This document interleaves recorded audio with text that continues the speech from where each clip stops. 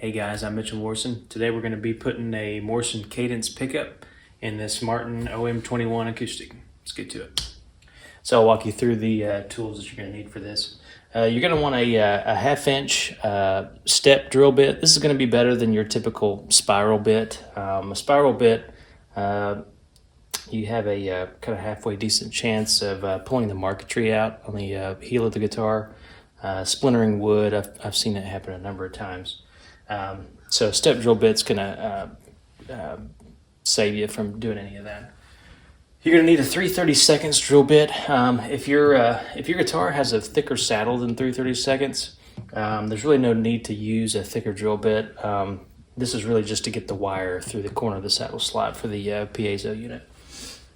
You're gonna want some wire strippers. Those will come in handy. You might need a X-Acto knife. I'll show you what that's going to be for in a little bit. You want a digital caliper. It doesn't really matter if it uses millimeters or inches or fractions. I'll explain what we use this for. This is actually a knife sharpener. Some people recognize this as an Arkansas stone. This is going to help us get the bottom of the saddle flat again when we take it down to compensate for the thickness of the piezo unit itself.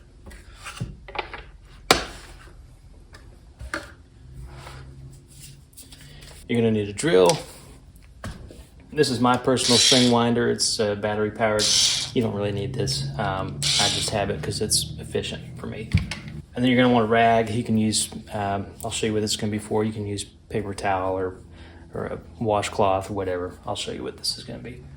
And you're also going to need a decent soldering iron. And then while we're at it, we're going to throw some of these Diodario excess strings on this guitar once we have the pickup in there. So let's get started. You want to put your bridge pins in a place you're not going to lose them. Just kind of keep them out of the way and together. So our step bit, we'll make sure that's in there good and tight. What that's going to be for your end pin jack. It's going to install right in there. It's going to be where you plug in the guitar.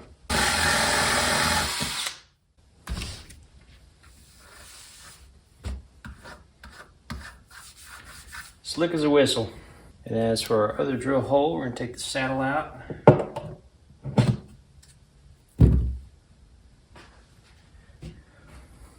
I'll keep that with my bridge pins.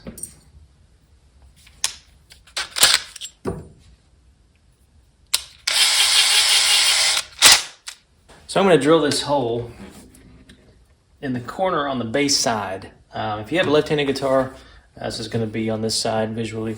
But yeah, on that bass side is where we're going to send that wire through. Just going to drill straight down.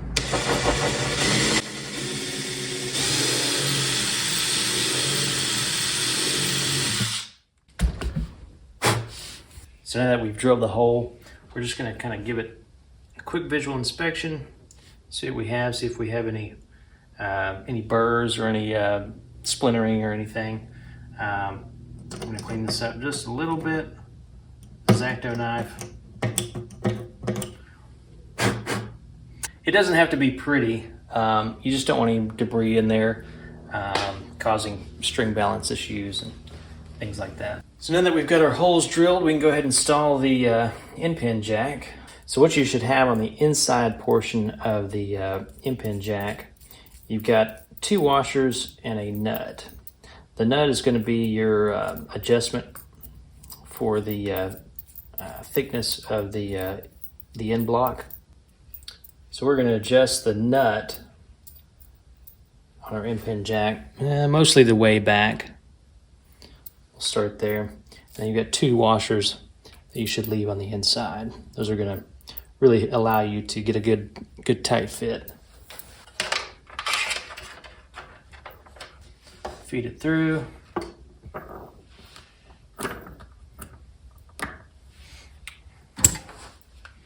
Okay, so I can see that it almost looks perfect, but we're going to be tightening it. So what I'm going to do is I'm just going to push that back a little bit to where I can still get my fingers around it. And I'm going to adjust that nut to be a little bit closer to the outside. And what that's going to do is that's going to give me, it's going to bring that end pin jack a little bit further in. So when we tighten it, it kind of flushes up and it's good and tight. All right, so I can see the bigger portion of the end pin jack.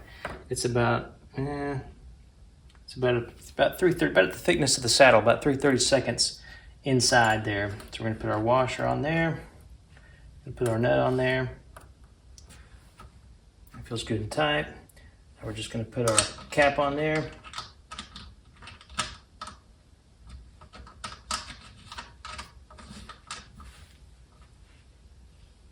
All right, so what we're going to do for this guitar, since it's a Martin, it has that narrower saddle slot. What we're going to do, your piezo transducer has a shrink wrap on it. It doesn't really need to be there. It's just kind of to protect the unit itself. But once it's inside the guitar, it doesn't really need it anymore. So what we're going to do is we're just going to score down the middle with our X-Acto knife. Just kind of open up a seam. And we're just going to take it. We're just going to pull it all the way off. As far as the other end goes, what we're going to do is we're just going to kind of pull about 3/8 of an inch portion of the shielding away from the inner wire. We're going to take that and we're going to twist it good and tight. Okay, then we're going to take our wire strippers and about 1/8 of an inch, we're just going to strip a little bit of that insulation off of there to where you have just a little bit, about 1/8 of an inch of your hot wire coming through. Now what we're going to do is just a little bit of solder. We're going to sweat the ends of this. Okay, so we're just going to kind of heat the wire just a little bit, and then we're just going to touch it with a little bit of solder, just a little bit, just to flow on there. And then we're going to do the same thing to the ground, and what that's going to do is just make it a lot more manageable for you. All right, so what we're going to do before we install this, we're going to measure it with our caliper, make sure that's zeroed in. We're going to check to see how thick it is. And it is it's just shy of 100 thousandths of an inch. Keeping that in mind, we're going to kind of put these together. I've got the bottom of the transducer flushed up with the bottom of the saddle. And then what I'm going to do from there, I'm going to take the straight edge. I'm going to use that caliper as a straight edge. I'm just going to score a line across there so I can see it. Now, as far as getting that material off, I'm going to use a benchtop sander. If you're not very well versed in using a desktop sander for this kind of thing, I would just use your Arkansas stone. This can take a long time, so if you want to lay like some 100 grit sandpaper on top of this as you work, that'll get it closer a lot faster for you. But you just want to make sure that this is very flat on the bottom.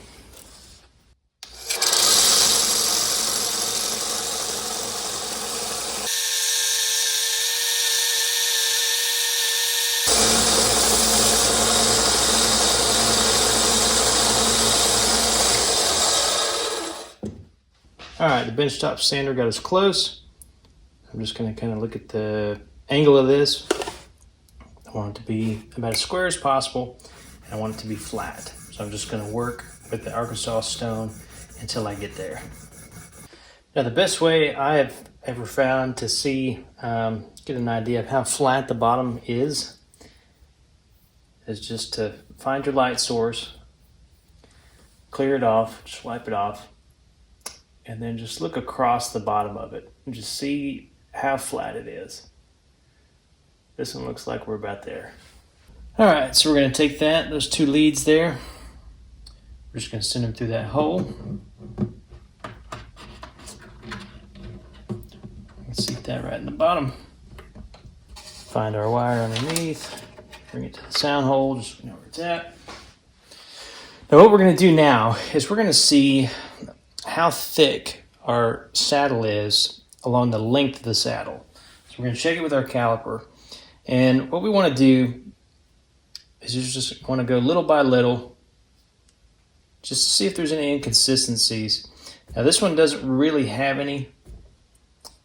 It's off by 1/1000th of an inch, which is not much of anything.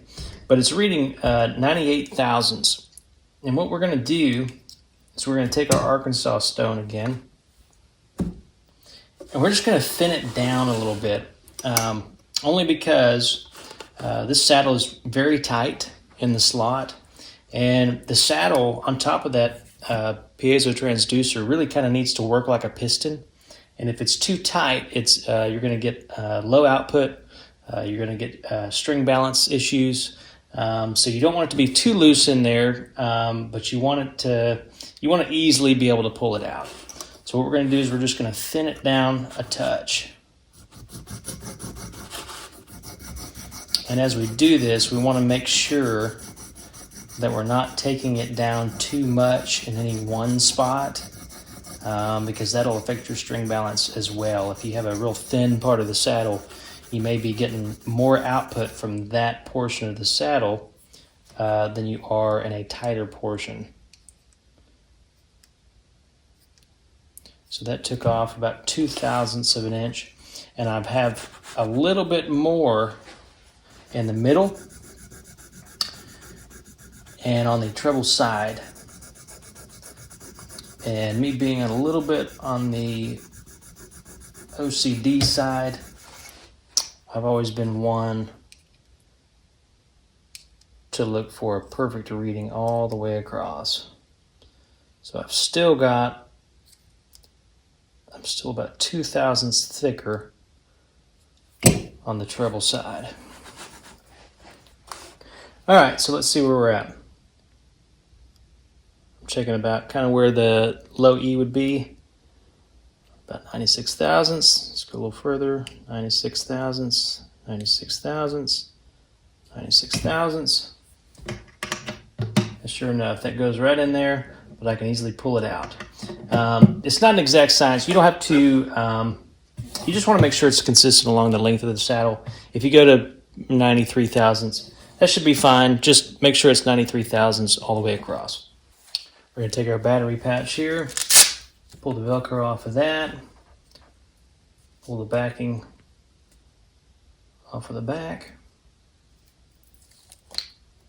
And I generally tend to put this kind of right at the upper bout, not on the top, on the back, but about right here. It's out of sight, out of mind. You don't see it, but you can still get to it when you need to. All right, that's there. Good and square. It's right up against that first brace on the back. All right, so we're ready to install the preamp. That's what we're going to do. Let's get our soldering iron good and hot again. We've got our solder here. We're going to take our rag now. We're just going to lay it kind of right over the top where we can still get to the sound hole. But we're just going to protect the guitar. Now, if you have somebody to help you, that would be great. But one tool I didn't mention is these little jaws here. Really kind of help out for this kind of thing. So there's our little preamp there. And I don't know if you can see that on the camera or not, but the ground wire is going to go a little bit further to the outside, and the in wire is going to go closer to this this hub here. This is where the in-pin jack plugs in. It's going to go right in there. So what we're going to do is I'm going to feed it through the top side. I'm going to clip the preamp in place, and then I'm going to clip the wire in place. And the advantage that we have soldering this in on the bottom side of the preamp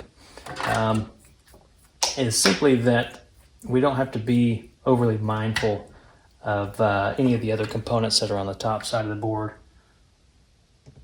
So again, we're just going to heat this up. Just a little bit of solder. Doesn't need a whole bunch. Just get it good and hot. Just let that solder flow just a touch, and that'll be enough. All right.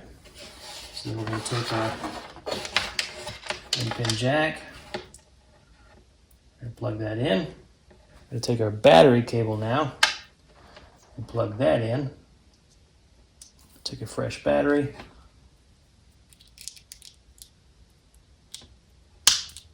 Plug it in. Go ahead and stick it in the pouch. I'm going to stick this battery in here, put that in place.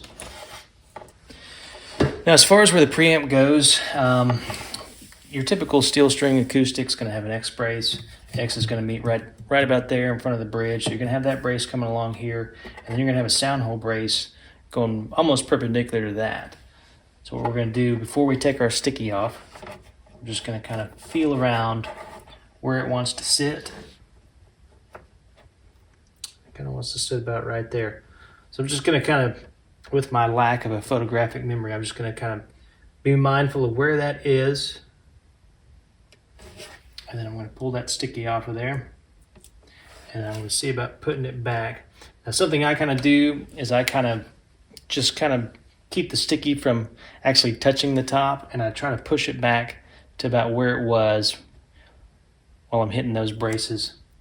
And then when I think I found it, I'll give it a good press. That's about right. All right, now just one last glimpse. Make sure everything's good. I'm gonna string it up. We'll check out our output.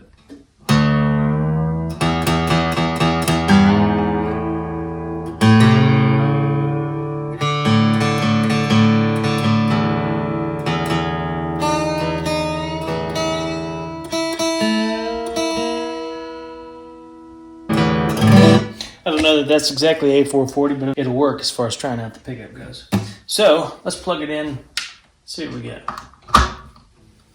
All right, so what I'm looking at here is this meter. This is a meter I made many years ago, but you can do the same thing if you have a PA or a little mixer or something where you can actually just plug in an instrument and just solo the channel. Sometimes that's labeled PFL, pre-faderless and that kind of thing. But you can do the same thing. But let's just look at the string balance to see what we get. What we're looking for is we're looking to see on this meter, we're looking to see virtually the same amount of output per string. So let's see what we get.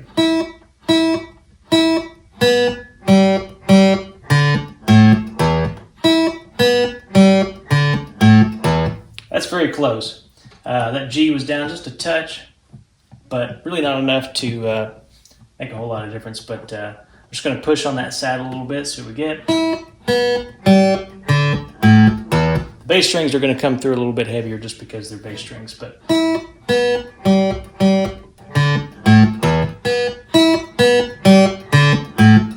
that's pretty good. Let's try it on the dot setting, see what we get.